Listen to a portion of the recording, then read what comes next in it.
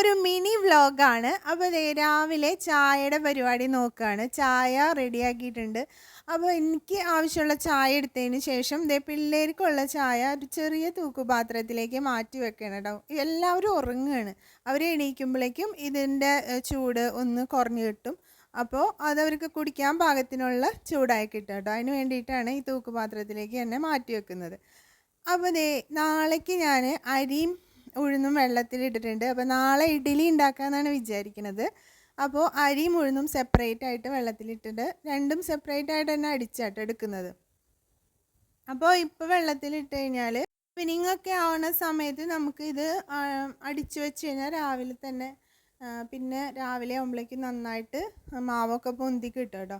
അത് കാരണമാണ് രാവിലെ തന്നെ ചെയ്യുന്നത്. പക്ഷേ ഈ സമയത്ത് ചെയ്തില്ലെങ്കിൽ പിന്നെ മറന്നു പോകും. അപ്പോൾ എണീക്കുമ്പോൾ തന്നെ ഓർത്ത് ഓരോ കാര്യങ്ങൾ ഇങ്ങനെ എഴുതി വെക്കാം കേട്ടോ, നാളേക്ക് ചെയ്യേണ്ടത്. അപ്പോൾ അതങ്ങനെ ചെയ്യണം, അല്ലെങ്കിൽ എല്ലാം മറന്നു പോകും. അതുപോലെ കുറച്ച് ജാതിക്ക നമുക്ക് കിട്ടിയിട്ടുണ്ടായിരുന്നു. അപ്പോൾ അതൊക്കെ ചെറിയ കഷ്ണങ്ങളാക്കി അച്ചാറിടാൻ വേണ്ടിയിട്ട് മുറിച്ച് വെച്ചിട്ടുണ്ട്.